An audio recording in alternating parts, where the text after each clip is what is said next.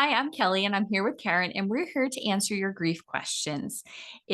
We are at the end of the holiday season, I guess. Today is actually, I believe, January 1st that this video is coming out. So 2025, a new year. And so today's question is for Karyn is how do I handle the valleys that come after the holidays? Yeah. So great question. And as we said, we've been talking about the holidays for so long now, and it's interesting because it's like so many things in life. There's the dread and there's the buildup and there's the anticipation. And how many times I hear people say, like, oh my gosh, I wish it could just be January 2nd already. Like, I'm just ready for all this to be over.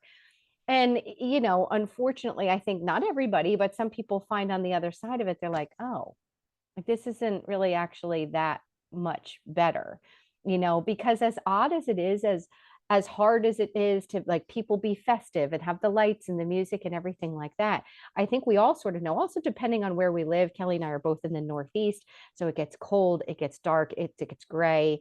And so suddenly there are no lights, and suddenly there really isn't anything to do. And as hard as all of that was, the lack of all of that is actually not the relief that everybody thought it was going to be. So I do think sometimes there can be a little bit of a slip that happens.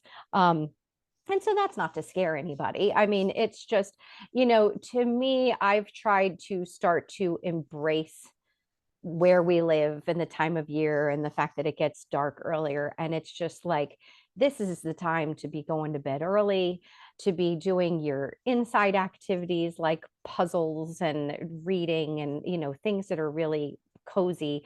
I'll start drinking tea like crazy in the evenings this time of year. So like those kind of like little comforts and trying to look for those kind of opportunities.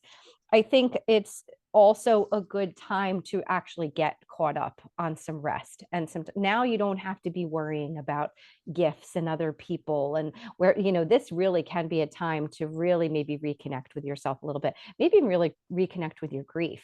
It's possible, as odd as it sounds, that sometimes it kind of gets put aside because there's just so much activity and so many other things. So as much as sometimes we kind of want to be away from it or think we need a break, it's like being back in touch with it again can be a good thing. So I do think this time we can look at it as an opportunity for reconnection, to kind of turn inward again a little bit and to be really focusing on yourself and your needs. You know, what do you think, Kelly? Yeah, absolutely. I mean, I think especially us in the Northeast, it is a bit of a hibernation time for us as well. And Yeah.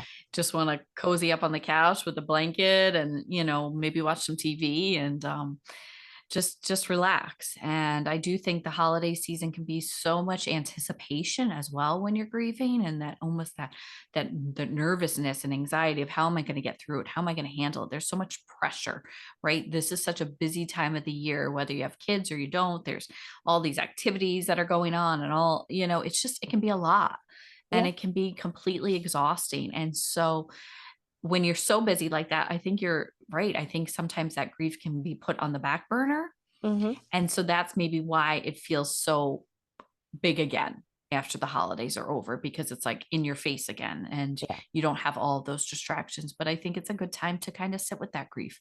Leaning into our grief isn't a bad thing. It's a good thing to be able to sit with it, to reflect on it, to feel it, to really engage in some of that self-care that maybe you've been neglecting over the last month or so. Yeah. Absolutely. It's like having time again, to really be Mhm. paying attention to yourself and to be doing some of those things. Absolutely.